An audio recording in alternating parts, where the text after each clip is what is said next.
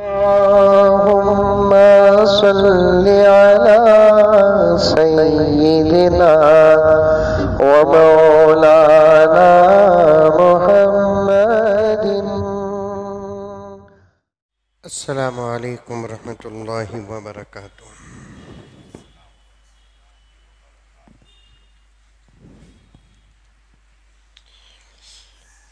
अल्हम्दुलिल्लाह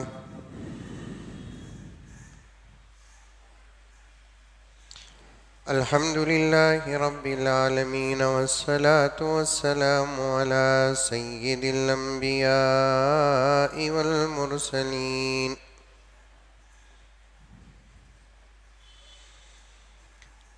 मुहम्मदिन व अला आलिहि व अस्हाबिहि अजमाइन।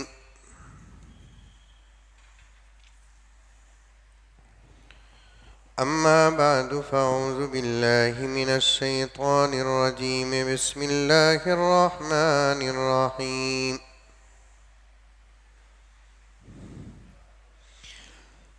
या अय्युहल्लज़ीना आमनु उद्ख़ुलू फ़िस्सिल्मि काफ़्फ़ा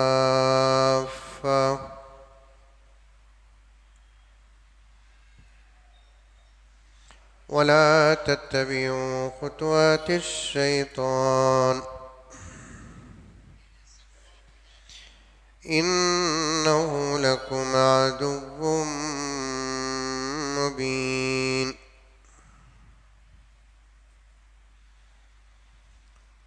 वक़ाल तआला फ़ी मक़ामिन आख़र वल्फ़ज्रि वलयालिन अश्रिन वश्शफ़इ वल्वत्र। वक़ाल तआला फ़ी मक़ामिन आख़र ला युकल्लिफ़ुल्लाहु नफ़्सन इल्ला वुस्अहा सदक़ल्लाहु मौलानल अज़ीम। अल्लाहुम्मा सल्लि अला सय्यिदिना नबीना मौलाना मुहम्मद व अला आलि सय्यिदिना नबीना मौलाना मुहम्मदिन व बारिक व सल्लिम। अल्लाहुम्मा सल्लि अला मुहम्मदिन बिअददि औराक़िल अशजार व बिअददि अक़्तारिल अमतार व बिअददि दवाबिल बरारि वल बिहार व अला आलिहि व सहबिहि व बारिक व सल्लिम। अल्लाहुम्मा सल्लि अला मुहम्मदिन कमा हुवा अहलुहु व मुस्तहिक़्क़ुहु।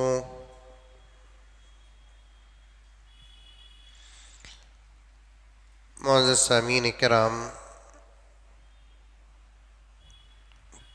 पूरी मोहब्बत के साथ, शौक़ के साथ, उल्फत के साथ, प्यार के साथ, अदब के साथ,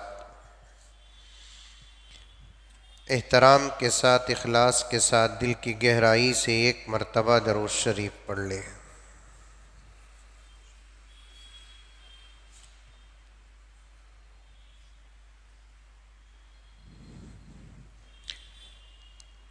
दो जुमा प्यारे आका हज़रत मोहम्मद मुस्तफ़ा सल्लल्लाहु अलैहि वसल्लम की सीरत का एक अहम मसअला, एक गोशा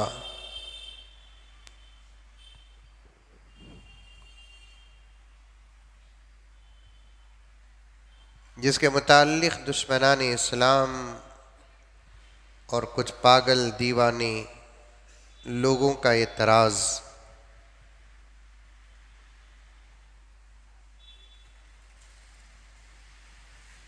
बड़ी तरतीब और तहक़ीक़ के साथ आप हज़रात की खिदमत में जवाब दे रहा था।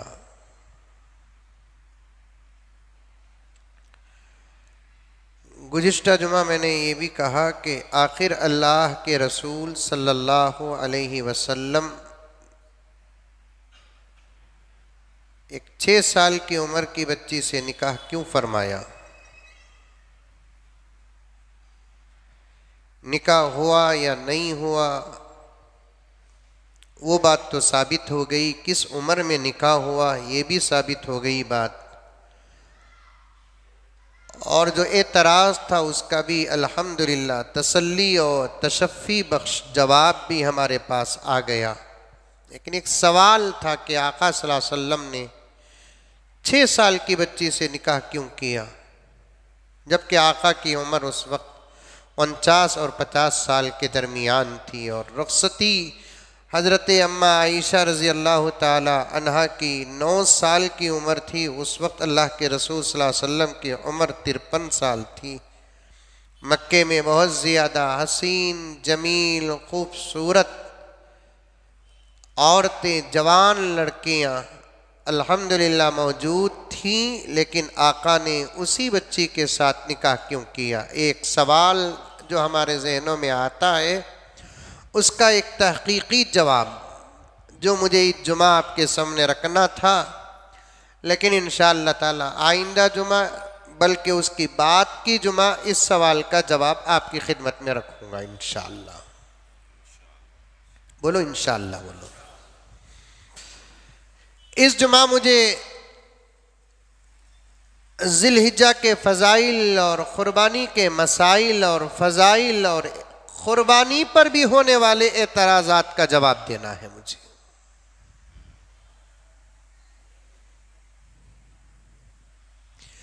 क्योंकि हालात चल भी रहे हैं ऐसे,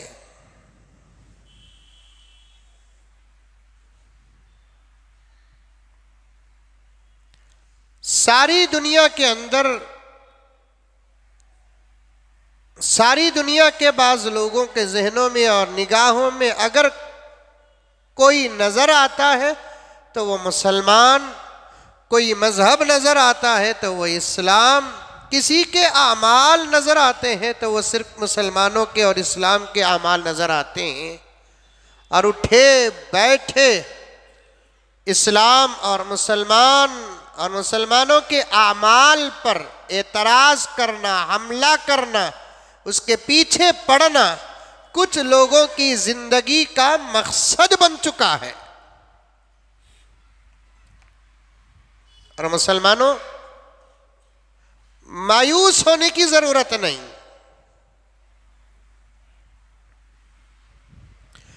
घबराने की जरूरत नहीं।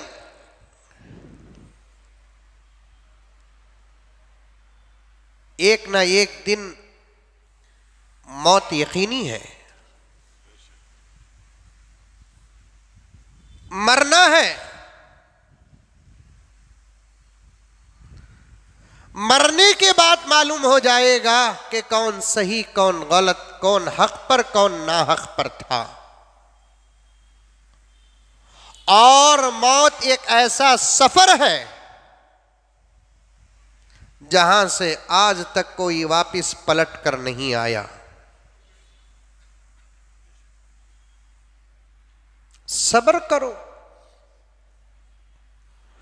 खुदा रसूल के अहकामात पर अमल करो, इताअत करो। दुनिया ही में हालात साजगार हो जाएंगे और इंशाअल्लाह ताला आखिरत हमारी होगी।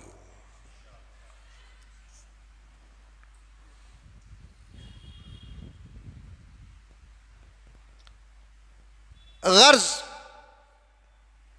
आगे बढ़ने दीजिए और आगे बढ़ेंगे इंशाअल्लाह ताला। आज ज़िलहिज्जा की पहली तारीख है, ये भी लोगों को मालूम नहीं है।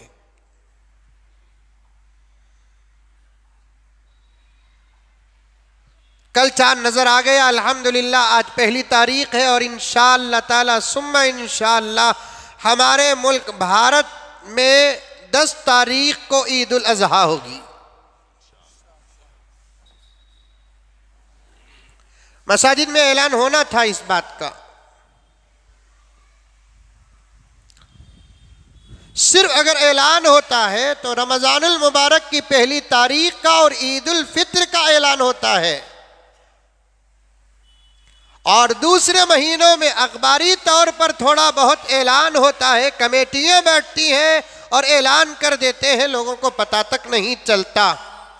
मैं कहना चाहता हूं, जिन महीनों में रमज़ानुल मुबारक के अलावा जिन महीनों में हमारी मुक़द्दस रातें आती हैं या हमारे मुक़द्दस अय्याम आते हैं और बीच महीने में आते हैं, 10 तारीख को आते हैं या 12 तारीख को आते हैं या कोई 15 तारीख को आते हैं, ऐसे मौके पर एहतमाम के साथ चाँद के नज़र आने और ना आने और मुक़द्दस रात कब है और मुक़द्दस दिन कब है, तमाम मुल्क के मसाजिद में ऐलान होना चाहिए।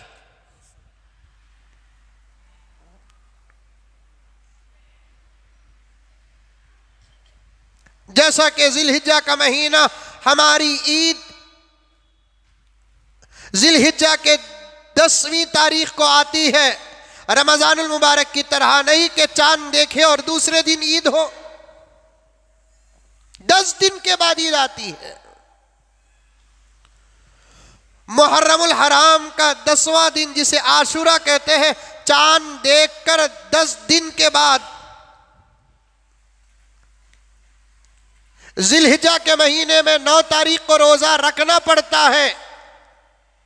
मुहर्रम के महीने में 9 या 9 और 10 या 10 या 11 को रोजा रखना पड़ता है। रबीउल अव्वल में 12 रबीउल अव्वल को नबी पाक सल्लल्लाहु अलैहि वसल्लम की विलादत की खुशी मुसलमान मनाते हैं। 12 दिन के बाद वो दिन आता है।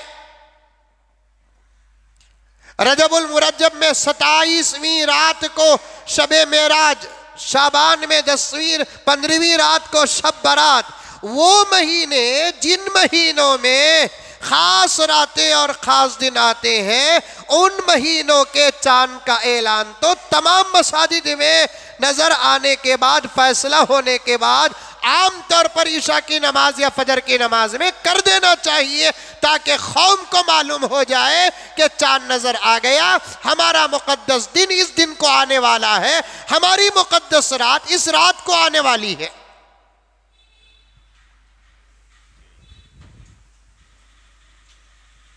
ये मैं इसलिए बोल रहा हूं कि लोगों को पता नहीं चलता, अभी भी पता नहीं है कि ईद उल अजहा कौन से दिन है। गुज़िश्ता साल तो लॉकडाउन चल रहा था ना, अरफे के दिन एक नौजवान फोन करके पूछ रहा है कि हजरत चांद दिखा क्या। अरफे का दिन आता कब? जिलहिज्जा की 9वीं। गुज़िश्ता साल चांद दिखा क्या हजरत? की बहा नहीं हजरत, सवा कुछ का ईद। उन्हें यह समझा कि ईद उल फितर की तरह ईद उल अजहा भी ये एक दिन पहले चांद देखते हैं। मैंने कहा कि भाई, इस ईद की इत्तिला 10 दिन पहले हो जाती है। मालूम ही नहीं ना हजरत। मैं बोला तो मस्जिद कुछ गया नहीं ना बा।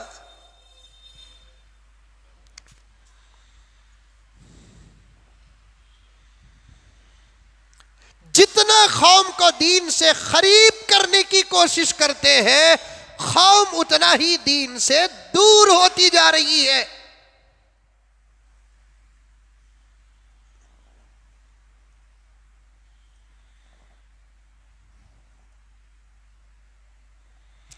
अलगर्ज आज जिलहिज्जा की पहली तारीख है। इस हिसाब से इंशाअल्लाह ताला सुम्मा इंशाअल्लाह इस इतवार नहीं, आइंदा इतवार को ईद उल अजहा तय है, कोई इख्तलाफ नहीं।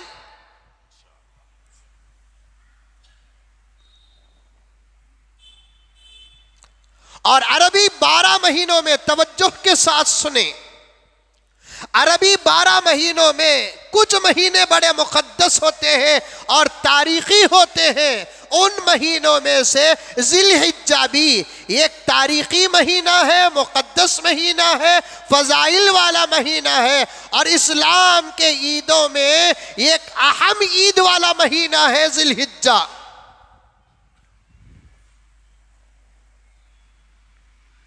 और तरतीब के एतबार से नौजवानों सुनो, बयान है तो बयान भी, सबक है तो सबक भी, दर्स है तो दर्स भी, सुनते जाओ, ज़हनों में बिठाओ।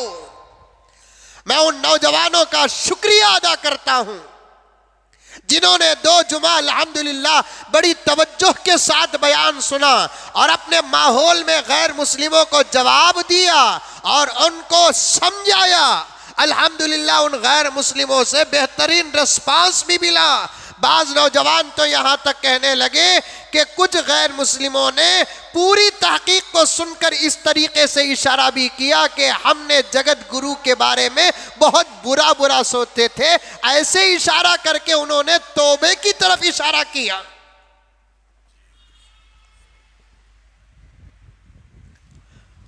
और मैं साफ साफ कहता हूं, इस वक्त मुल्क के हालात जितने बिगड़ रहे हैं, उस बिगाड़ के जितना इस मुल्क के फिरका परस्त तंजीमें जिम्मेदार हैं। तवज्जो से मेरे जुमले को सुने और इस जुमले का मैं तन्हा जिम्मेदार हूं। और मैं साफ साफ कहता हूं कि इस वक्त हमारे मुल्क के जो हालात दिन ब दिन बिगड़ रहे हैं, इस बिगाड़ के जिम्मेदार कौन हैं? मैं सबसे पहले हमारे मुल्क के इन हालात के बिगड़ने के जिम्मेदारों में पहले जिम्मेदार इस वक्त की हुकूमत को करार देता हूं। अगर हुकूमत अपने सही रास्ते पर चलती और हुकूमत का जहन और दिल साफ होता, मजहब की बुनियाद पर नहीं, भारत और मुल्क की बुनियाद पर राजनीति करती और उसके हुकूमत करने के मकासद में मस्जिद और मंदिर न होता, हिंदू और मुसलमान न होता, मैं डंके की चोट में कहता हूं सारी दुनिया में सबसे ज्यादा अमन वाला मुल्क हमारा मुल्क भारत होता। और मुल्क के हालात कब खराब होते हैं? जब मुल्क की हुकूमत के इरादे खराब होते हैं। हुकूमत की नीयत साफ नहीं, हुकूमत के इरादे साफ नहीं, और आज राजनीतियां मुल्क की गरीबी को सामने रखकर, मुल्क की गरीबी को सामने रखकर, मुल्क की मालियात को सामने रखकर, मुल्क के तकाज़ों को सामने रखकर, मुल्क के ज़रूरतों को सामने रखकर आज हुकूमतें और राजनीति नहीं होती।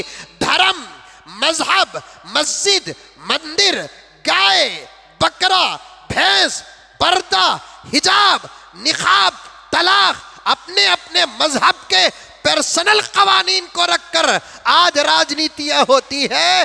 चाहे वो कॉरपोरेशन हो, चाहे वो असेंबली हो, चाहे वो पार्लियामेंट हो, मैं सारे लोगों को कहना चाहता हूं, मुल्क पैसों से आगे बढ़ता नहीं, मुल्क प्यार से आगे बढ़ता है, मुल्क मोहब्बत से आगे बढ़ता है, मुल्क इत्तेहाद से आगे बढ़ता है, मुल्क यकजहती से आगे बढ़ता है, मुल्क गंगा जमनी तहजीब से आगे बढ़ता है। अगर ये तमाम बातें मुल्क के अंदर ना हो, आसमान से पानी नहीं, सोना बरस जाए, आसमान से पानी नहीं, चांदी के डल्ले गिर जाए, आसमान से पानी नहीं, हीरे जवाहरात, जबरदस्त याकूत के पत्थर, मोतियां आसमान से गिर जाए, तब भी मुल्क तरक्की नहीं करेगा। मुल्क के आगे बढ़ने के लिए, मुल्क के तरक्की के लिए, मुल्क के अंदर अमन का होना जरूरी है, मुल्क के अंदर प्यार का होना जरूरी है, मुल्क के अंदर इत्तेहाद का होना जरूरी है, मुल्क के अंदर एक दूसरे के मजहब का लिहाज अदब करना जरूरी है। ये चीजें ना हो तो मैं उस दौर के पीएम को नाकारा करार देता हूं, उस दौर के सीएमओ को नाकारा करार देता हूं, उस दौर के एमपीस को नाकारा करार देता हूं, उस दौर के एमएलएस को नाकारा करार देता हूं। क्यों? कि मुल्क ही असल है। अगर मुल्क के अंदर तबाही हो तो पीएम भी बेकार है, मुल्क के अंदर टेंशन हो सीएम भी बेकार है, मुल्क के अंदर प्यार नहीं, मोहब्बत नहीं, इत्तेफाक नहीं, इत्तेहाद नहीं, यकजहती नहीं, गंगा जमनी तहजीब नहीं, तो मैं कहता हूं उस मुल्क की राजनीति और सरकार और हुकूमतें बेकार है। इस वक्त और से सुनो, अहम पॉइंट आपके सामने पेश करना है। इस वक्त मुल्क के हालात जो बिगड़ रहे हैं, सबसे पहले जिम्मेदार तो हुकूमत है, दूसरा जिम्मेदार कौन? इस मुल्क के फिरका परस्त तंजीमें जिम्मेदार हैं। आखिरी दर्जे में 5-10% हम भी जिम्मेदार हैं।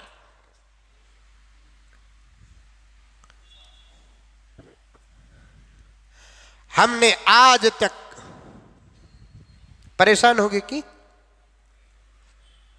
क्या हजरत उनके साथ हमला भी मिला दे लेना तुम्हें है बात साफ साफ है। मैं भी जिम्मेदार हूं, आपको ही नहीं कह रहा हूं, मैं भी जिम्मेदार हूं। कल क़ियामत में अगर खुदा सवाल कर दे तो इस सवाल का जवाब 99.9% इस मुल्क के जिम्मेदारों के पास से लेकर हम तक नहीं है। हमने आज तक सही इस्लाम जमाने के सामने पेश नहीं किया,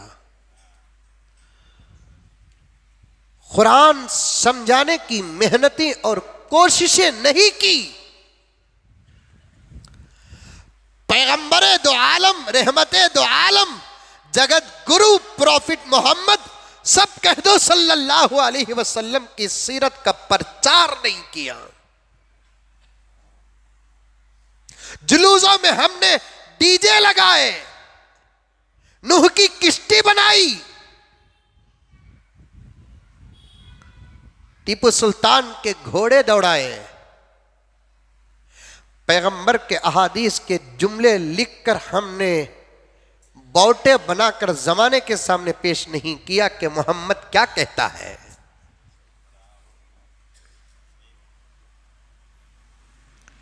हमने जलसों में लाखों रुपए खर्च करके हमारी ही कौम के लोगों को जमा करने की कोशिश की, लेकिन हमने हिंदू भाइयों को जमा करने की मेहनत नहीं की। हमारे आमाल हम मानने वाले बगैर समझे के अमल करते हैं। जरूरी नहीं कि सामने वाला भी बगैर समझे के अमल करे, लेकिन कोई अमल ऐसा नहीं जो अकल से बाहर हो। उन आमाल को हमने गैरों के सामने समझाने की कोशिश नहीं की। आ रही है बात समझ में? अरे आ रही है, नहीं आ रही है? बात सही है हाजी साहब?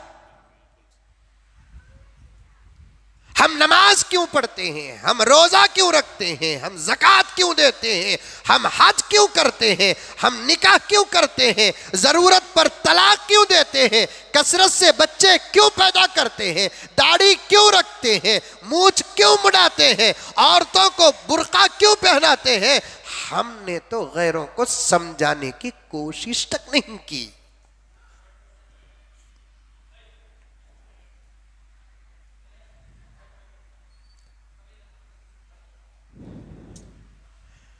और हमने सामने वाला अगर एतराज करता है, या तो सब्र कर लेते हैं, या तो खामोश रह जाते हैं, या तो हालात के बदलने का इंतजार करते हैं।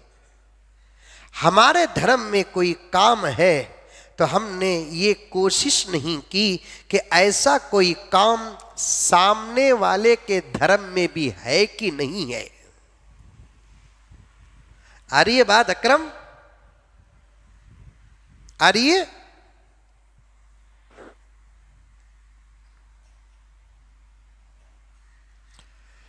खसारे में हैं हम लोग, खसारे में।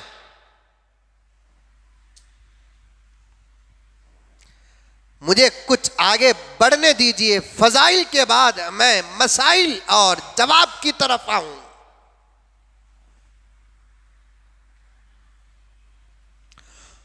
बयानात को बयान समझ कर न सुने, तुम्हारा सबक है ये समझ कर सुने।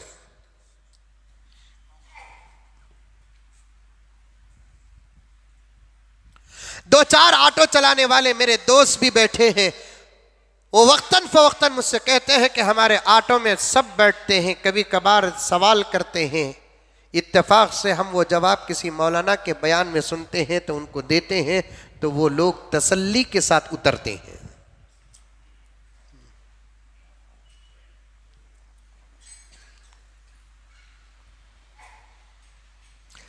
तो जिलहिज्जा इस्लामी महीनों की तरतीब में आखिरी महीना है। इसके बाद मुहर्रम आएगा, जो तरतीब के एतबार से इस्लामी महीने का पहला महीना होगा, इस्लामी साल का पहला महीना होगा। हर महीने की कोई ना कोई फजीलत, इस महीने की भी कई फजीलतें हैं। सबसे बड़ी फजीलत क्या है कि ये महीना वो है जिसके शुरू के 10 दिनों की और रातों की खुदा ने कसम खाई है। बोलो सुभान अल्लाह, बोलो रे बाबा।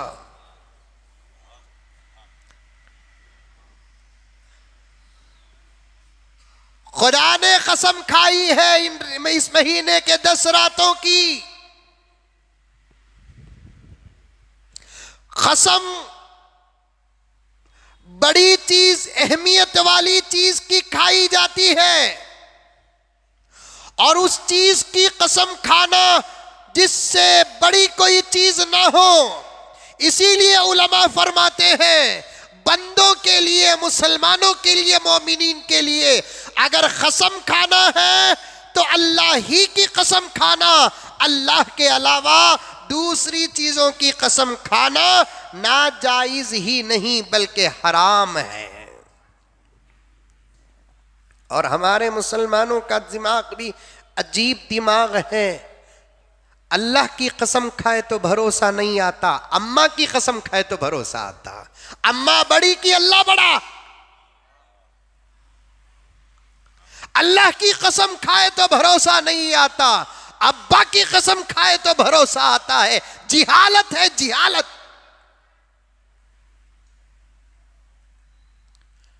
अल्लाह की कसम खाए खामोश नहीं रहता, बच्चों की कसम खाए तब यकीन आता है। अल्लाह की कसम पर भरोसा न करने वाला भी गुनहगार है। झूठी कसम खाना यह तो गुनाह है। अगर कोई अल्लाह का बंदा झूठी कसम ही खाता है लेकिन अल्लाह की खाता है तो सुनने वाले को खामोश रह जाना चाहिए, या नहीं तो बहस करना चाहिए, लेकिन कसम का इनकार नहीं करना।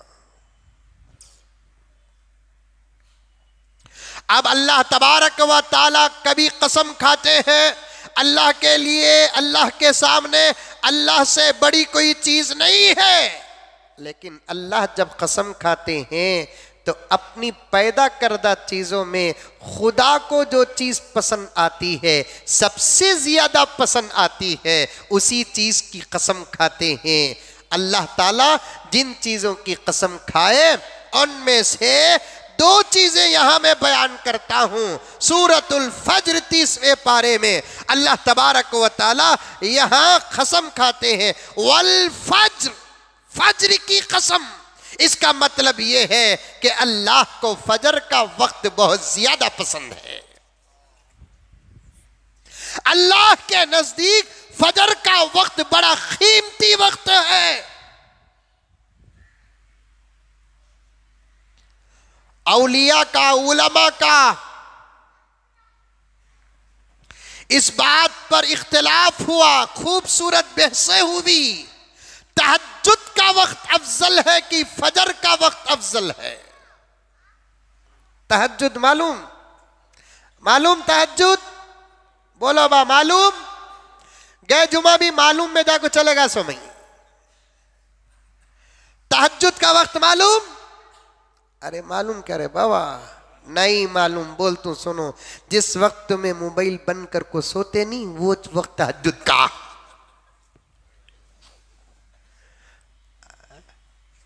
पूरी रात जाग कर जिस वक्त में मोबाइल बंद कर को सोते नहीं वो वक्त तहज्जुद का।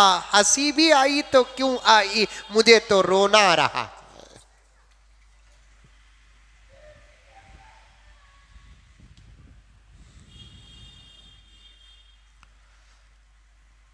मेरे उस्ताद मोहतरम हजरत मौलाना मुबारक साहब दामत बरकातुहुम एक मरतबा घर तशरीफ लाए। मुझे नसीहतों से आरास्ता करते करते एक मरतबा इरशाद फरमाया, मुज़म्मिल बयान में ये ज़रूर बोल, कम से कम तहज्जुद के वक्त तो उम्मत गुनाह न करे, इसलिए कि ये अंबिया का सबसे ज़्यादा पसंदीदा वक्त है।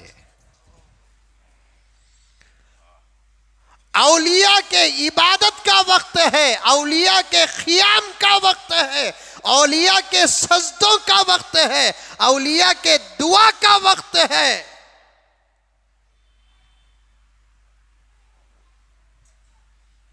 सो जाओ। रात को भी सफर में था मैं, सुबह ही को आया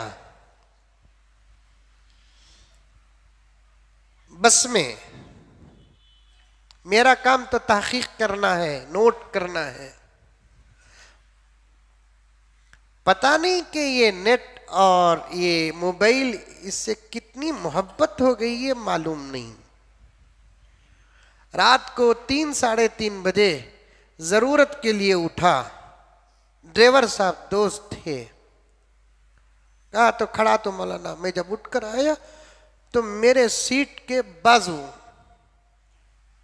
सोते वक्त रात को देखा तब भी मोबाइल में था, 3:30 4 बजे देखा तब भी मोबाइल में थे।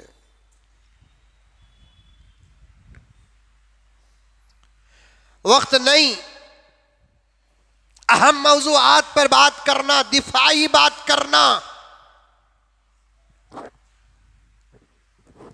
खुदारा सो जाओ रात में।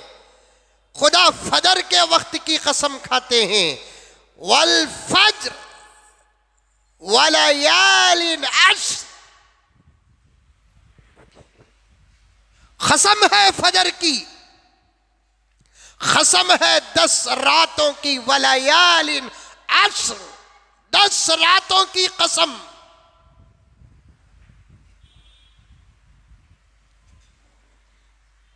उलमा फरमाते हैं, गौर से सुनना,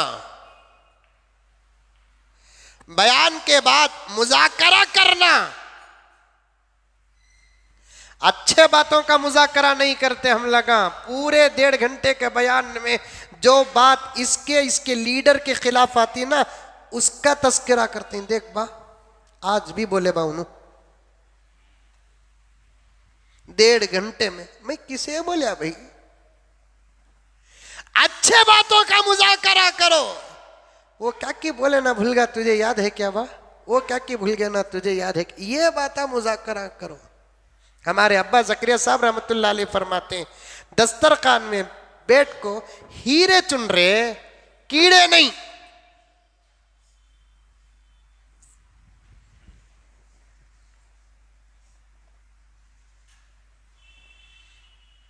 अल्लाह कसम खाया 10 रातों की। ये कौन से 10 रातें? साल में 10 रातें हैं, 360 पर 5 रातें, 360 रातें। 10 रातों की जो कसम खाया अल्लाह ताला, ये कौन सी 10 रातें हैं? तमाम उलमा का, मुहद्दिसीन का, मुफस्सिरीन का इत्तिफाक है, ये 10 रातें ज़िलहिज्जा की रातें हैं, इस महीने की रातें हैं। वो भी शुरू की 10 रातें। एक रात गुजर गई, आज आने वाली रात आइंदा इतवार के दिन से पहले तक की जो रात है, ये 10 रातों की खुदा कसम खाया है। कम से कम नौजवानों, ये 10 रातें तो मोबाइल से दूर हो जाओ। ये रातें खुदा के लिए बड़ी कीमती रातें हैं। ये रातें खुदा के सामने बड़ी अजमत वाली रातें हैं। इन रातों में अगर तुम इबादत नहीं कर सकते, इन रातों में तुम क़ियाम नहीं कर सकते, इन रातों में तुम दुआ नहीं कर सकते, कम से कम ये तुम्हारी अजीम इबादत होगी कि इशा की नमाज के बाद खाना खा लेकर सो जाओ। इंशाअल्लाह ताला ये भी तुम्हारी कामयाबी का सबब बनेगा।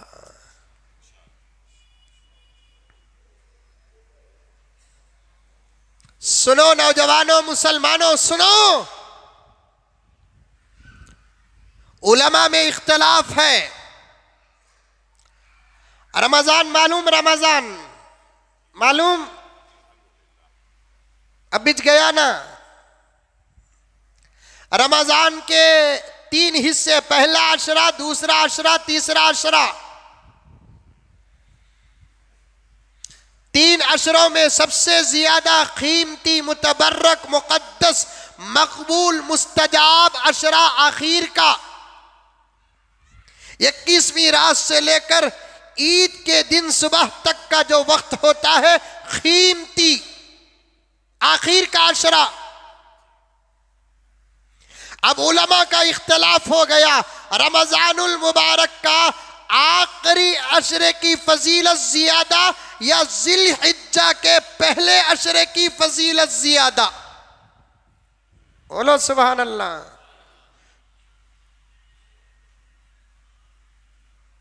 कुर्बानी बराबर होती नहीं, बोल को टेंशन में ही की।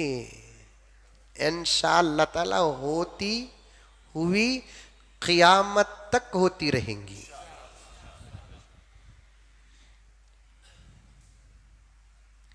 ये सब हमारा इम्तिहान है,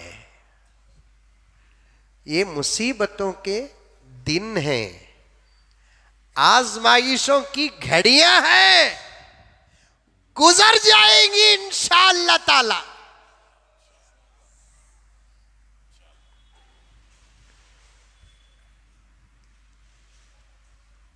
ये कुरान की आयत नहीं है क़ियामत तक कर अमल हो।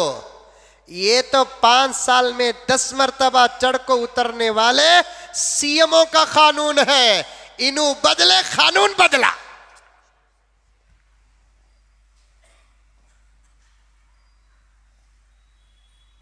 इनू बदले कानून बदला। फिक्र नहीं, अच्छे सूरता रखो। मंजे नहीं तो भी कम से कम भाभियां देखे तो प्यार आना।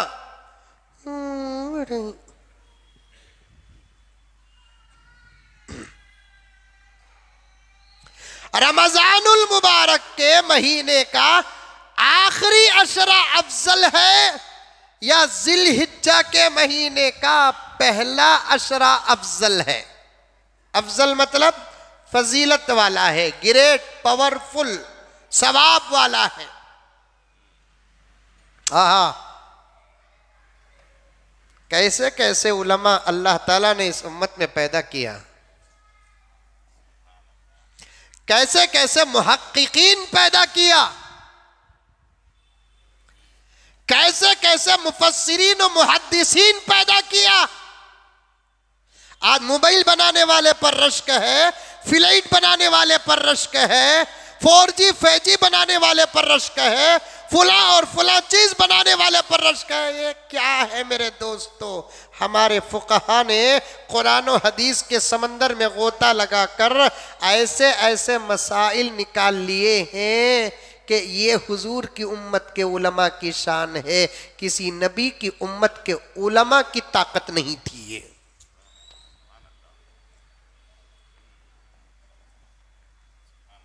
गौर से सुनना। वक्त ज्यादा हो जाए, मजमून बच जाए तो इंशाअल्लाह ताला किसी दिन लाइव टेलीकास्ट के जरिए से आपको मैं पूरा मजमून आइंदा जुमा से पहले बयान करूंगा, क्योंकि आइंदा जुमा से पहले पहले इस मजमून को पूरा करना मेरे लिए जरूरी है। वक्त भी बहुत ज्यादा हो जा रहा है, मुझे शिद्दत से एहसास है ऐसा होना नहीं, क्योंकि बेंगलुरु ही नहीं बल्कि पूरे इंडिया में जितना लंबा जुमा हमारी मस्जिद उमर फारूक में होता है कहीं नहीं होता। और इसका कमेटी वाले खामोश ही बोल को इसका गलत फायदा भी मैं उठाना नहीं। एक जुम्मा दो जुम्मा अच्छा दिखता, क्या अक्रम हर जुम्मा नहीं करना। एक मर्तबा गलती दो मर्तबा गलती करी तो छोड़ो माँ कता, छोड़ो माँ कती सास से। बार बार गलती करी तो सास भी बदल जाती। ये क्या तुम्हारा अम्मा से कैसो, मुझे भी एहसास है। मैं भी चाहता हूं कि 1:45-2 बजे तक बयान खत्म हो जाए, एक 5-10 मिनट सुकून के साथ सुन्नत का मौका दे दूं, उसके बाद अरबी खुतबा और उसके बाद एक लंबी नमाज पढ़ाऊं, क्योंकि जुमे में लंबी नमाज पढ़ाना ही अफजल है।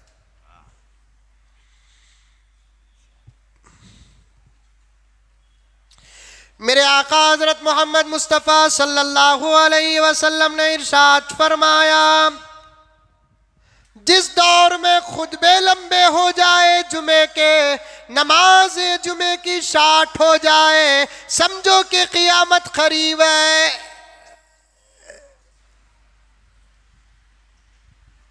जब भी मैं जुमे के दिन छोटी नमाज पढ़ाता हूं तो ये नबी की पेशीन गोई जहन में आ जाती है।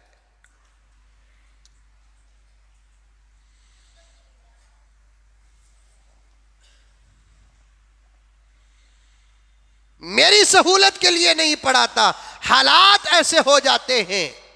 गौर से सुनो मेरे दोस्तों, रमजानुल मुबारक का आखिर का अशरा अफजल है, जिलहिज्जा का पहला अशरा अफजल है। इसमें उलमा का खूबसूरत इख्तिलाफ हुआ। बाज़ उलमा फरमाते हैं कि रमजानुल मुबारक का आखिर का अशरा बहुत अफजल है। बाज़ उलमा फरमाते हैं जिलहिज्जा का पहला अशरा बहुत अफजल है।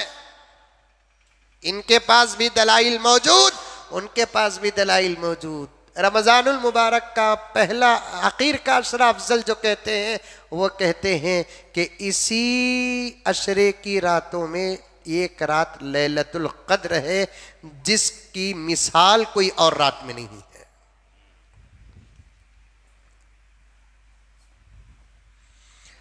जिलहिज्जा की पहले अशरे की जो फजीलत के कायल है, वो कहते हैं कि इस अशरे में एक दिन ऐसा है जिसे यौम अरफा कहते हैं। उस दिन के बराबर पूरे साल में कोई दिन नहीं है।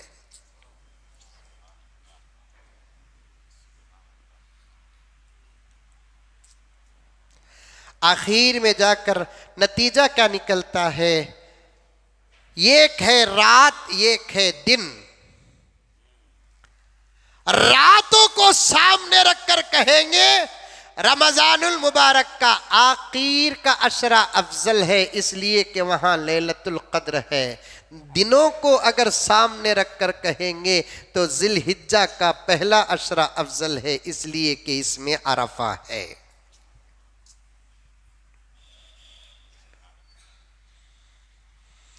मेरे आका हजरत मोहम्मद मुस्तफ़ा सब कह दो सल्लल्लाहु अलैहि वसल्लम ने इरशाद फरमाया,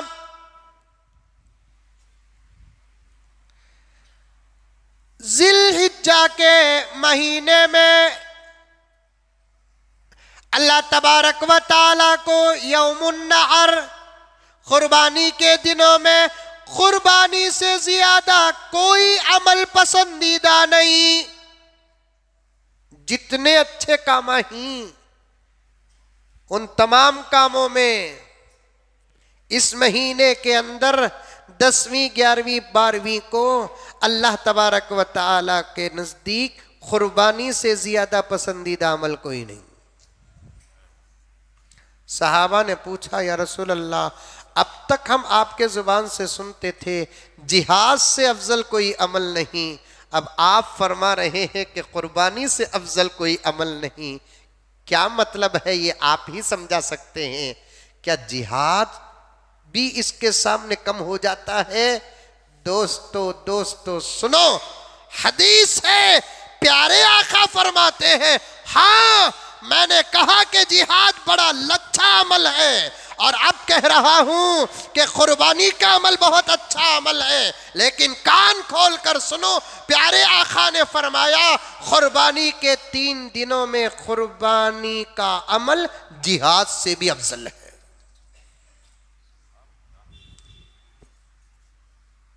नको हजरत हालत खराब ही, तुम्हें जिहाद बोलो नको हजरत, इन्हें भी डरता घुघू, हमना भी डराता।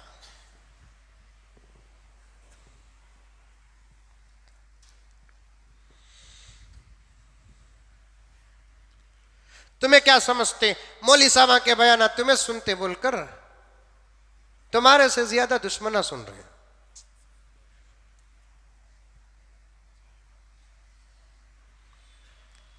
अब कुछ दुश्मनों का इरादा हो चुका है, हमें कितने अच्छे बने तो भी उनके निगाहों में खराब, कितने खराब रहे तो भी उनके निगाहों में खराबी।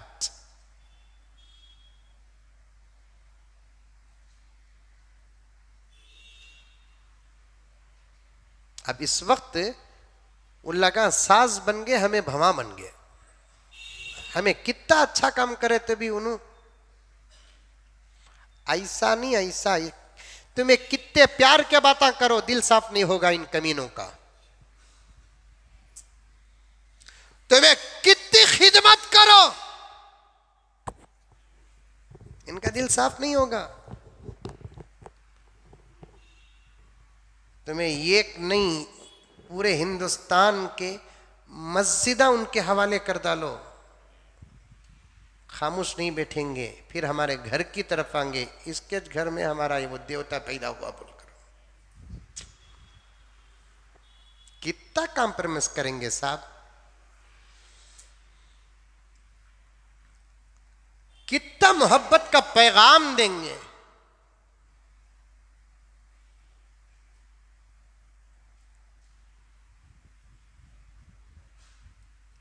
उन्होंने नहीं समझे तो कसूर क्या हमारा। तेरी मां को सलाम सुना, सलाम सुनाने से पहले गाली दिया बोलकर तू बोल डाले तो मेरा कसूर।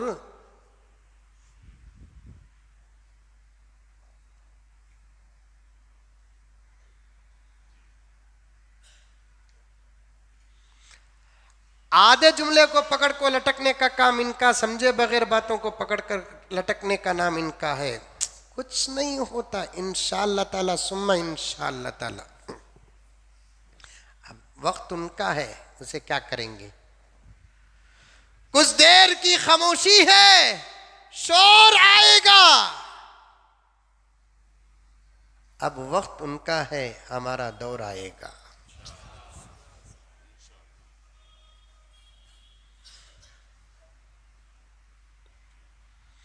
प्यारे आका ने फरमाया इन अय्याम में एक खास इबादत होती है, जिस इबादत का नाम कुर्बानी है। अल्लाह को अल्लाह को अल्लाह को इन दिनों की ये इबादत जिहाद से भी ज्यादा पसंदीदा है। हाँ, आका ने फरमाया वो आदमी जो अपने माल और जान को लेकर मैदान को गया, उसका माल भी कुर्बान हो गया, उसकी जान भी चले गई। इस अमल से तो बढ़कर कोई अमल नहीं है। वो मुजाहिद जो गया, लड़ा, वापिस आया, उसके अमल से भी बड़ा अमल कुर्बानी का अमल है। कई को भी इतनी फजीलत इन दिनों की इबादत में। क्या महबूब, ये तुम्हारा सवाल, इन दिनों में इतना सवाब कई को, इतनी फजीलत इन दिनों की कई को। वाह, उलमा लिखते हैं यही वो दिन है जिन दिनों में इस्लाम के तमाम आमाल पर अमल होता है।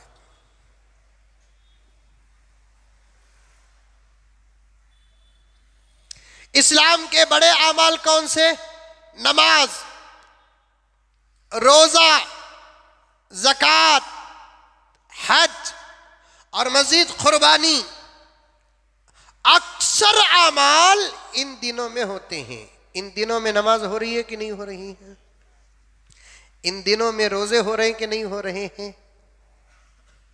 अरे 9 दिन रोजा रखना नहीं रखना, 9 दिन नहीं भी रखे तो अरफे के दिन रोजा रखना नहीं रखना, रोजा भी हो रहा है कि नहीं हो रहा है?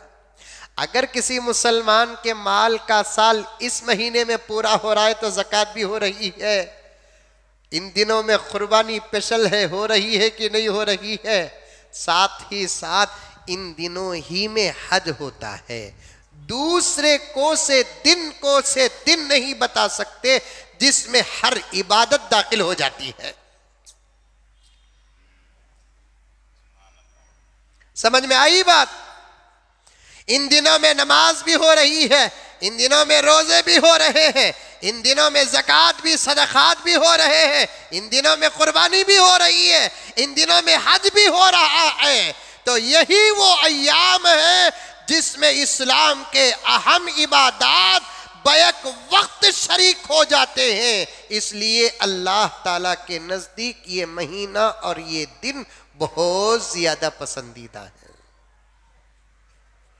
इसीलिए उलमा फरमाते हैं इस महीने में और बतौर ख़ास 10 दिन में 10 काम करना। कितने काम? 10 काम। अब आपके पास 9 काम आज करने का वक्त है, सो 10 काम नहीं कर सकते, इसलिए कि मैं तरतीब बदल कर बोल रहा हूं।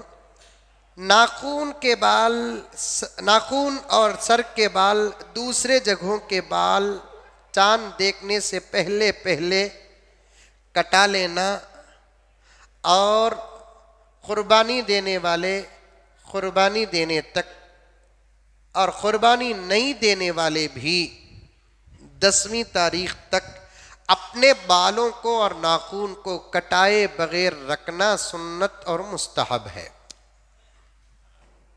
क्या अभी जहन में रखता नहीं? कितने बासाल? 30 साल। कितने बासाल? 35 साल। आज ही जा रहे हैं हजाम की दुकान को, वहां बैठ जा को पूछते ही कटा सकते क्या हजरत? बाल इतनी, गल्ला भी कटा ले।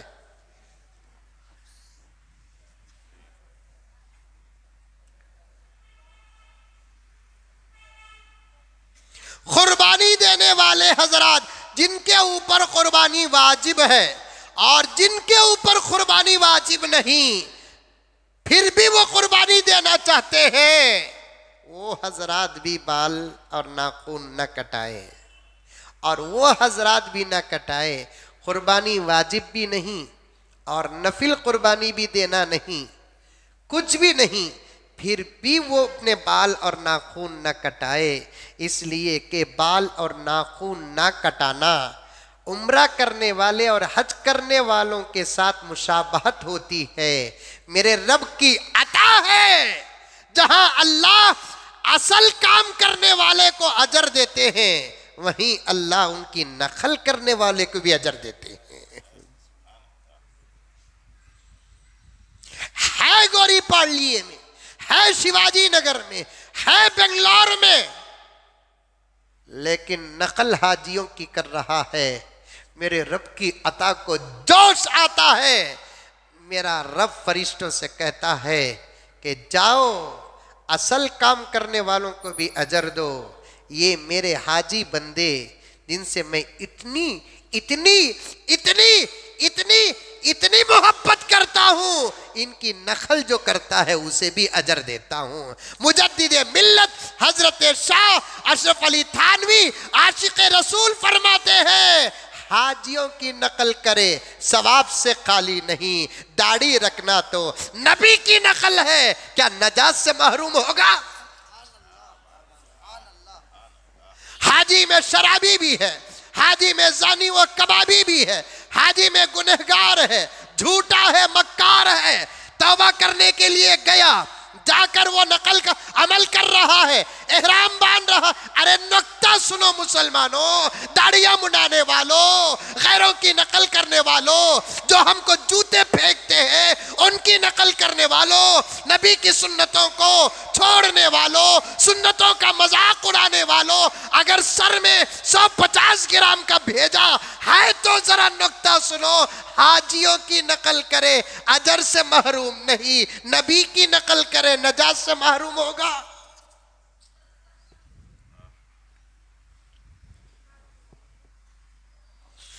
आज ये सब हो रहा है क्यों? सुन्नतों को छोड़ने की वजह से। ये सब हालात बता रहे हैं हमारा अल्लाह हमसे नाराज है। ये सब हालात बता रहे हैं हमारा नबी हमसे नाराज है। अगर वो राजी होता तो ये फिरौन हमारे सरों पे ना होते, वो राजी होते तो ये शद्दातो, हामानो, खारूनो, बू जहल, बू लहब हमारे सामने ना होते।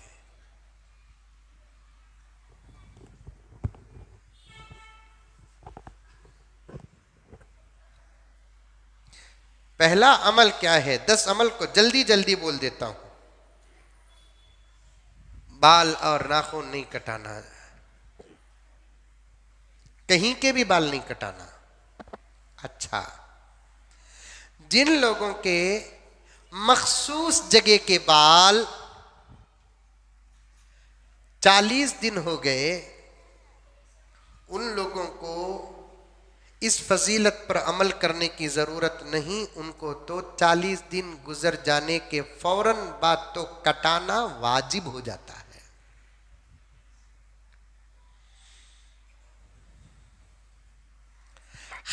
मौलाना, ऐसे नौजवान हैं 2-2 महीने गुजर जाते हैं मखसूस जगहों के बाल नहीं कटाते। मुझे कोई फरतूत सवाल ना करे कि तुमको कैसे मालूम हजरत उनके वहां के बाल ऐसे ही बोलकर। ये तेरा गंदा सवाल मेरे पाकीज़ा मजलिस पे न कर। हालात हमारे सामने आते, ऐसे भी लोग हैं कि जो 3-3, 4-4 महीने तक बाल नहीं निकालते, न सर के निकालते हैं, न मूंछ के निकालते हैं, दाढ़ी को न बराबर करते हैं, बगल और मखसूस जगहों के बाल निकालते। इस्लाम पाकीज़ा है, ताहिर है, मुताहिर है, खूबसूरत है। हफ्ते में 1 मर्तबा निकालना तो हद से ज्यादा तहारत है। बल्कि एक ज़ईफ रिवायत है जो हफ्ते में 1 मर्तबा बेकार के बालों को निकाल देता है, फरिश्ते उसकी मग़फ़िरत की दुआ करते हैं। खास तौर पर जुमे को हद से ज्यादा पाक और साफ बनकर आना, यह मोहम्मद के गुलामों की शान है।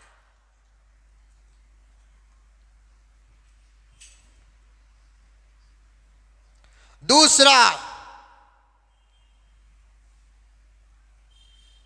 इन दिनों में जितना हो सके नेक अमल जो भी है करते रहो।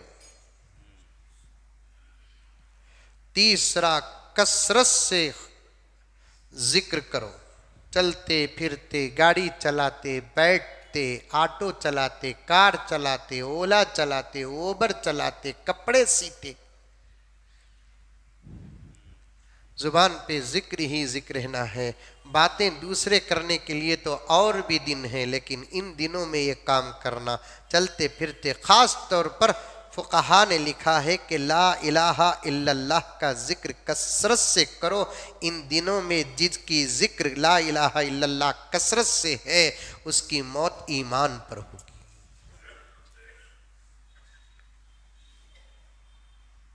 तीसरा, नफिली रोजे रखो। 9 दिन अगर मुसलसल हो सके तो रोजा रखो, नहीं तो 3-4 रोजे तो बीच में रख लिया करो। अगर वो भी नहीं तो अरफे के दिन का जरूर रोजा रखो। बोलो इंशाल्लाह, बोलते जाओ। वाह। 5वां काम, रातों में 1-2-4 घंटे नमाज पढ़ लिया करो, जिक्र कर लिया करो, इबादत कर लिया कर लो। क्योंकि रात की इबादत दिन की इबादतों से ज्यादा खुदा को पसंद आती है। छठवां अमल, अरफे का रोजा जरूर रखना। वो क्या खाक रखेगा अरफे का मुसलमान रोजा, जो रमजान का नहीं रखा ये रखता। सातवां काम, तकबीरात तशरीक 9वीं जिलहिज्जा से लेकर 13वीं जिलहिज्जा के असर तक जरूर तकबीरात तशरीक पढ़ना।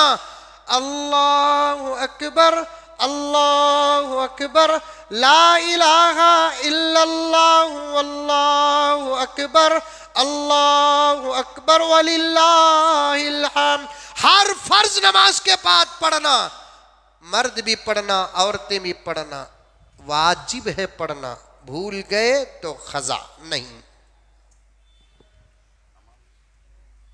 हाँ, फर्ज नमाज के बाद पढ़ना का तो हमारे दोस्त महबूब साहब बोले नमाज नहीं पढ़े तो ये क्या पढ़ते हैं।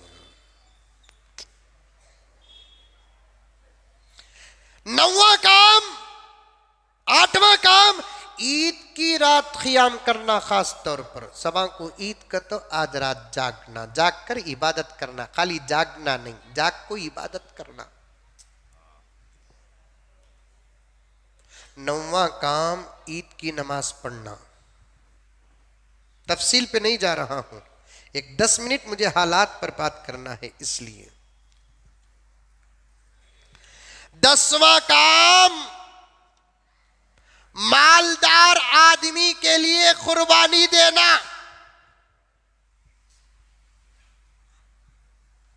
जिसके पास सोना है, जिसके पास चांदी है, जिसके पास कैश है, इसके अलावा जिसके पास अपनी जरूरत से ज्यादा चीजें हैं, उन तमाम चीजों को जमा करके बेचे तो 52.5 तोले चांदी की कीमत या 7.5 तोले सोने की कीमत आ सकती है।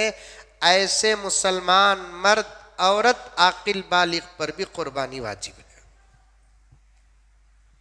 ज़कात के लिए 3 शर्तें, सोना चांदी कैश। कुर्बानी के लिए 4 शर्तें, सोना चांदी कैश और अपनी जरूरत से ज्यादा चीज़ा ही नहीं। एक सोफे के बजाय 2 सोफे, एक गाड़ी के बजाय 2 गाड़ी, एक मोबाइल के बजाय 2 मोबाइल। हाँ, किसी की जरूरत में 2 मोबाइल है, 2 भी जरूरत में दाखिल है। किसी की जरूरत में 2 गाड़ी है, 2 गाड़ी। जरूरत से ज्यादा चीज़ा अगर रहे,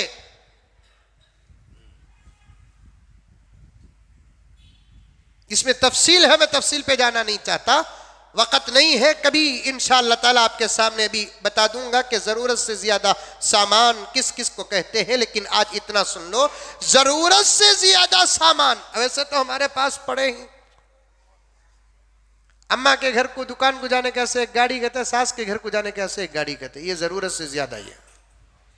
सास के घर को जाने की गाड़ी को से कहते हो बुलेट, इतना बड़ा पेट की तो जवई राजा आ रही सो मालूम हो जाना। कहते क्या बात, अब्दुल कादिर जिलानी का पोतरा।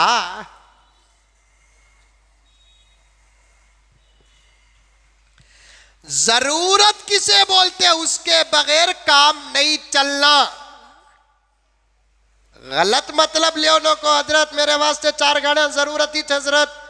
जरूरत किसे बोलते, तलबा उलमा बैठे हैं, क्या मौलाना सही बोल रहा हूं?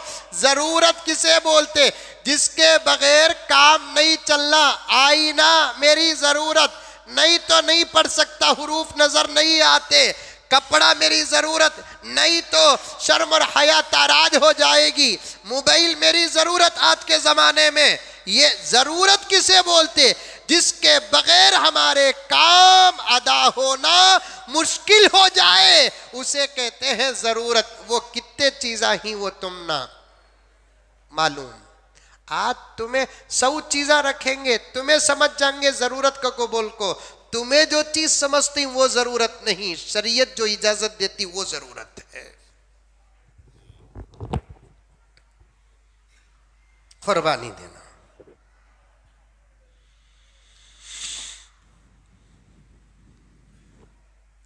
और ये कुर्बानी के बारे में मुसलमानों पर जो एतराज होता नहीं है, बेकार का एतराज है। हर मजहब में कुर्बानी है।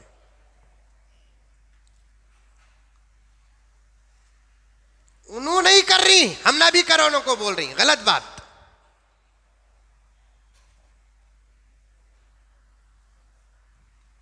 हर मजहब में कुर्बानी, ईसाइयों में कुर्बानी साबित है, यहूदियों में कुर्बानी साबित है, सिख भाइयों में कुर्बानी साबित है।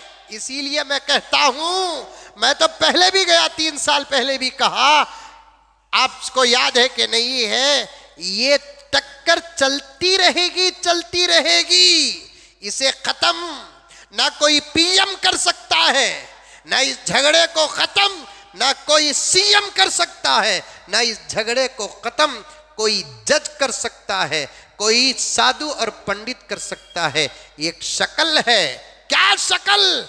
कि हमारे इस मुल्क के हजरात उलमाए किराम, फुकाहा, जो बहुत गहरा इल्म रखते हैं, उनकी एक जमात तैयार हो जाए और हिंदू मजहब में जबरदस्त गहरा उनके धर्म का इल्म रखने वाले, महाभारत हो, गीता हो, वेदों का, इन तमाम किताबों का जबरदस्त इल्म रखने वाला, सिर्फ कपड़े पहनने वाला साधु नहीं, इल्म रखने वाला साधु, बमड़ी मारने वाला साधु नहीं, महाभारत को पढ़ने वाला, समझने वाला, महाभारत, गीता, वेदों पर अमल करने वाला, ऐसे साधुओं की, पंडितों की और सामियों की एक जमात तैयार हो जाए। मुकाबला नहीं, लड़ना नहीं, गाली गलौज नहीं, हाथापाई नहीं,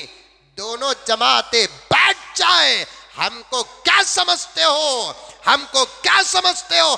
तुम कुरान नहीं जानते, हम महाभारत जानते हैं। तुम कुरान नहीं जानते, हमारे उलमा गीता, रामायण, वेदों को तुमसे अच्छा जानते हैं, तुमसे बेहतर जानते हैं। आज भी बिहार के अंदर, यूपी के अंदर अल्हम्दुलिल्लाह सुम्मा अल्हम्दुलिल्लाह ऐसे उलमा हैं जो वेदों को याद कर चुके हैं, मंत्रों को याद कर चुके हैं। अभी एक मौलाना के साथ इस आदिश के 2 प्रोग्राम हुए, जिन मौलाना का नाम है हजरत मौलाना अब्दुल्ला सालिम चतुर्वेदी। उन्होंने हनुमान चालीसा ऐसा पढ़ा कि हिंदुओं ने कहा कि तुम मुसलमान ही हो। अब चला गया, धोखा देने का दौर चला गया। तुम तो दुश्मनी में हमारी कुर्बानियों पर पाबंदी लगाते हो।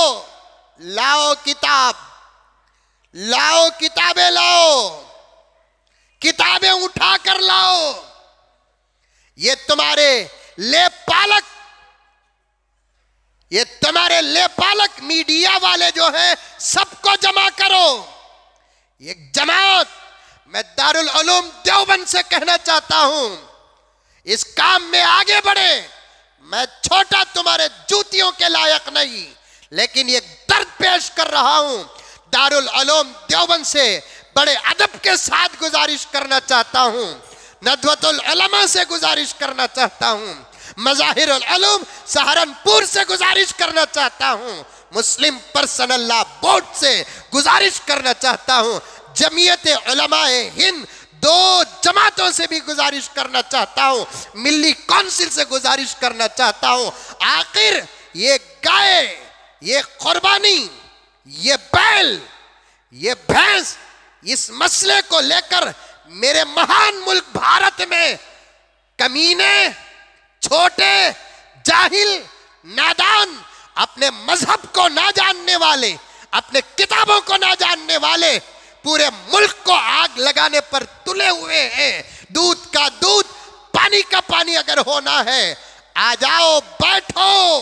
मैं फिर से कहना चाहता हूं, देवबंद, नदवा, सहारनपुर, या मज़ाहिरुल उलूम, जमीयत मुस्लिम पर्सनल लॉ बोर्ड, मिली काउंसिल एक निजाम कायम कर दे और बड़े अदब के साथ मुनाजरा नहीं, मुकाबला नहीं, मुबाहला नहीं, मुजादला नहीं, बस भारत के सामने रख दे क्या गाय इनका भगवान है या इनके भगवानों ने गाय को ज़बह किया है, बात आ जाएगी सामने।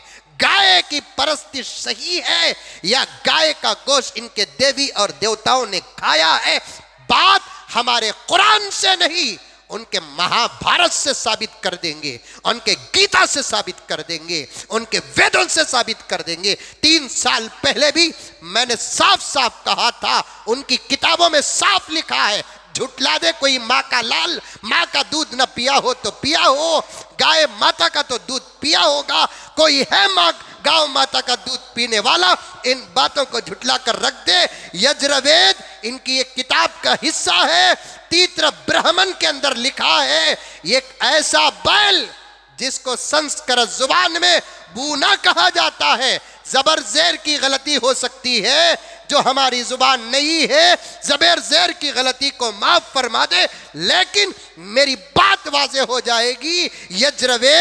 यजुर्वेद की तीत्र ब्राह्मण के अंदर लिखा है, एक ऐसा बैल जिसको बूना कहते हैं, और बूना किसे कहते हैं? छोटे कद का बैल है। इस किस्म के बैल को इनके मजहबी किताब के अंदर लिखा है, इनके एक बहुत बड़े देवता हैं, अवतार हैं, जिनका नाम विष्णु है, इनके नाम पर इस किस्म का बैल ज़बह किया है। अगर बैल को ज़बह करना पाप है, गाय को ज़बह करना पाप है, तो इस बात को या तो झुटला दो या तो ये बात जिस किताब के अंदर लिखी है उस किताब से उस मजमून को निकाल दो। छोटी टांगों वाली गाय, इनके एक अवतार हैं, बड़े अदब से मैं नाम लेता हूं, इंदर उनके नाम पर काटा गया। यजुर्वेद की तीत्र ब्राह्मण के अंदर लिखा है। बांझ गाय किसे कहते हैं? बच्चा पैदा करने के काबिल नहीं, उम्र तो आ गई लेकिन बच्चा नहीं पैदा कर सकती, ऐसी गाय विष्णु और वरुण के नाम पर ज़िबह किया गया। सांड गाय और बैल की एक किस्म है, सांड इंद्र और रागिनी के नाम पर ज़िबह किया गया। ताजा हमल पेट में बच्चा, अभी बनने की उम्र 2-4 महीने है लेकिन गिर गया, ऐसी गाय को औषधिया के नाम पर ज़िबह किया गया। एक सींग जिस बैल को होती है, ऐसी बैल तलाश करके ब्रह्मती के नाम पर ज़िबह किया गया। हरे कलर मिलता जुलता इस कलर की गाय को पकड़े यश के नाम पर ज़िबह किया गया। जिस गाय के अंदर 2 कलर होते हैं, ऐसी गाय पकड़कर मित्र और अरुण के नाम पर ज़िबह किया गया। लाल रंग की गाय, गाय का नाम आता है, बैल का भी नहीं है, जिनको हमारे हिंदू भाई मां कहते हैं। 2 कलर की जो गाय होती है, उस गाय को दूध के नाम पर ज़बह किया गया। सफेद बांझ बच्चा पैदा करने की ताकत जिस गाय के पास नहीं है और उसका कलर सफेद है, सूर्या के नाम पर ज़िबह किया गया। सफेद बैल मित्र के नाम पर ज़िबह किया गया। गाभन पेट में बच्चा है या बच्चा पैदा करने की ताकत है, ऐसी गाय को भाग्या के नाम पर ज़बह किया गया। इनकी किताबें हैं हमारे कुरान में, अलिफ लाम मीम में, सैकूल में, सूरह रहमान में, वाक़िया में, तबारक में नहीं। ऐ हिंदू भाइयों, आज एक राज को मैं फाश करना चाहता हूं। गाय को तुम्हारी माता बनाकर उसको खरीद कर ये एक्सपोर्ट कर रहे हैं, तुमको धोखे में रखे हुए हैं। उनको मालूम इस मुल्क में मेजॉरिटी तुम्हारी है, हमारी तरह अगर तुम भी खाने पर आ गए, इनका व्यापार बंद हो जाएगा। बंद करना है गाय की ज़िबह को, बैल की ज़िबह को बंद करना है, तो हिंदुस्तान के अंदर कई कंपनियां हैं जो गाय, बैल और भैंस के गोश्त को एक्सपोर्ट करते हैं। उसमें से 10 बड़ी कंपनियां तो खुद इनके हैं। पहले इसे बंद करो, इसे बंद करो। यजुर्वेद के अंदर लिखा है, यजुर्वेद के अंदर लिखा है, अल्लाह अकबर, एक एक वक्त में कई सौ गाय ज़बाह करती जाती थी। पूरा सबूत मौजूद है, पूरा सबूत मौजूद है। क्या समझते पागल हैं, पागल हैं। तुम्हारी तरह अगर हमें भी गुस्से में आ गए, तुम्हारी तरह अगर हमें भी जिद पे आ गए, नुकसान तुम्हारा होगा कि हमारा होगा वो बात की बात, मुल्क को नुकसान होगा। इस फिक्र से हम लोग खामोश हैं। वरना हमको भी जिद करना आता है, हमको भी गुस्सा करना आता है। कौन कहता है इनके बड़ों ने गोश्त नहीं खाया? हिंदू मत में, एक वेदक धर्म में कुर्बानी के गोश्त का जिक्र मिलता है। सुनिए मेरे दोस्तों, दो तीन बातें अर्ज कर देता हूं। विष्णु धर्म मूतर पुराण के अंदर लिखा है कि इनके एक अवतार ने साफ तौर पर कहा कि ये जानवर इंसानों को खाने के लिए पैदा किया गया है। मनुस्मृति हिंदू कानून की बुनियादी किताब है, मुसल्लमा किताब है मनुस्मृति। इसके अंदर साफ लिखा है महबूब साहब कि इस किताब के अंदर लिखा है कि इनके मजहब में जो लोग मर जाते हैं उनके रूहों को शांति पहुंचाने का सबसे बेहतरीन तरीका क्या है? सबसे बेहतरीन तरीका क्या है कि दोस्त अहबाब को मछली का गोश्त पका कर खिलाएंगे तो इनके मरे हुए लोगों को 2 महीने तक शांति मिलती है।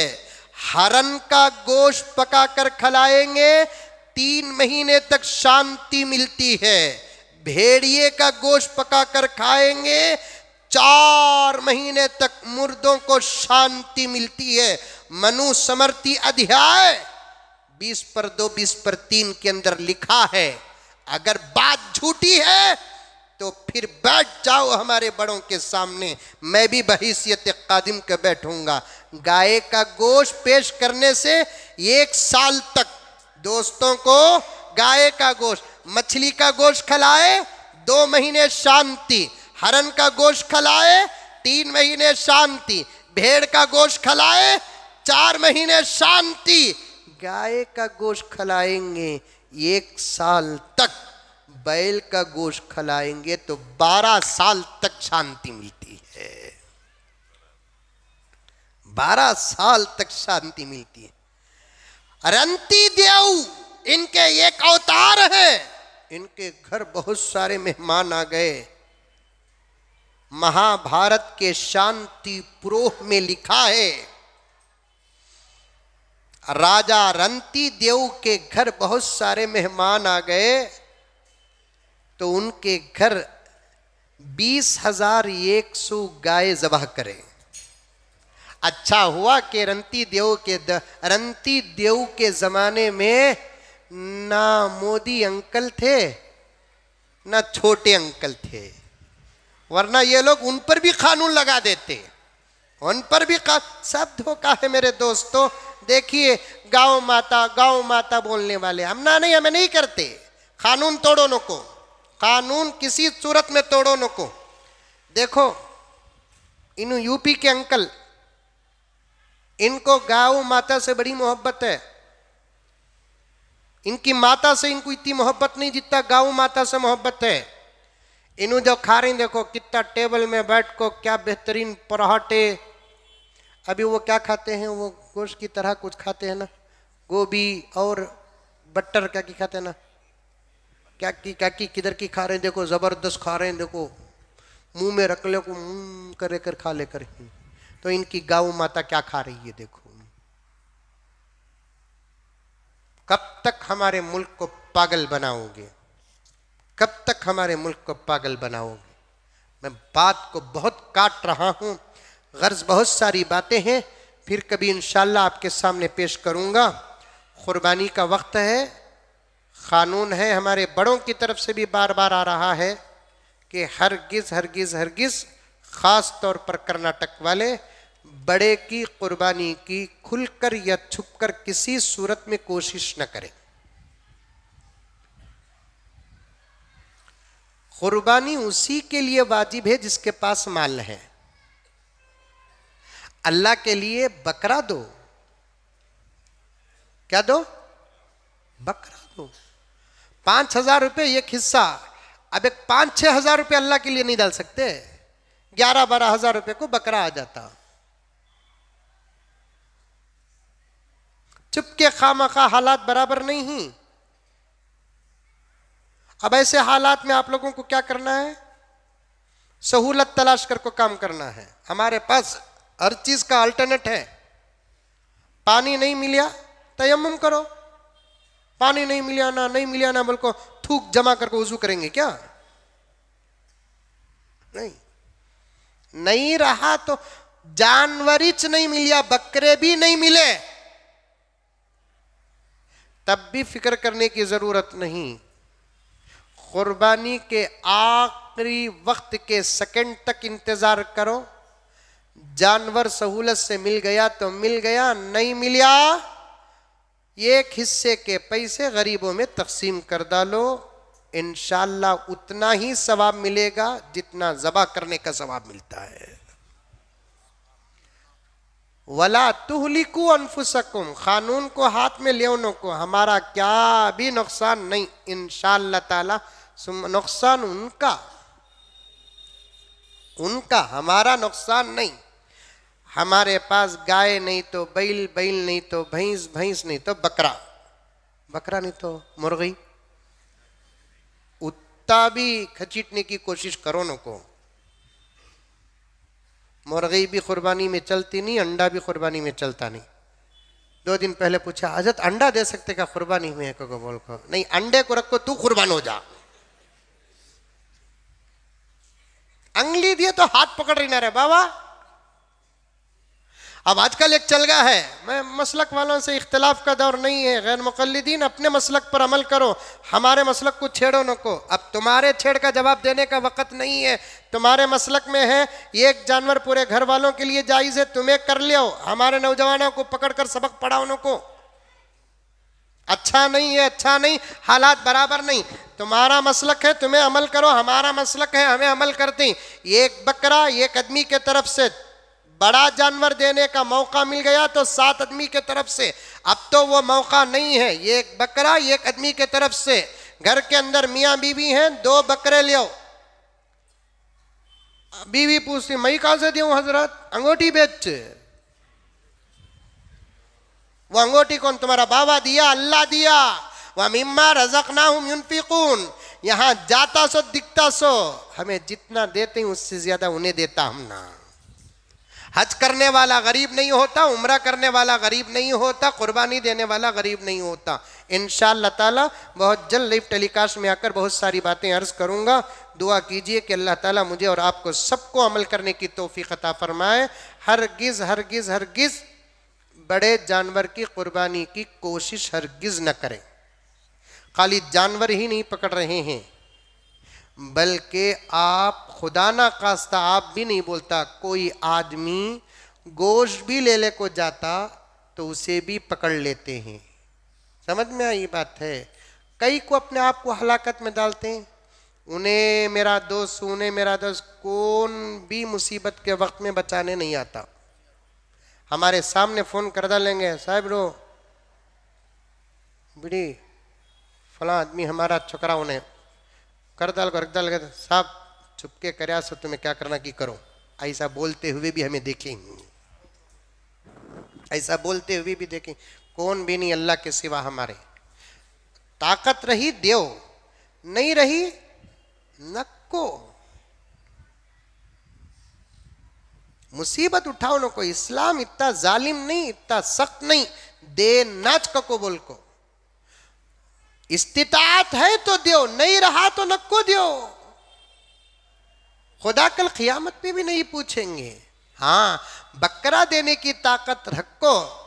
तुम्हें बिहार को 1,500 रुपये बचाने के वास्ते, 2,000 रुपये को बचाने के वास्ते भेजे, अल्लाह की अदालत में पकड़े जाएंगे। नहीं है गुंजाइश तो अलग बात है। ताकत रखो, कभी पीछे खुदा की इबादत के लिए ना हिटो। अल्लाह मुझे और आपको सबको अमल की तौफीक अता फरमाए।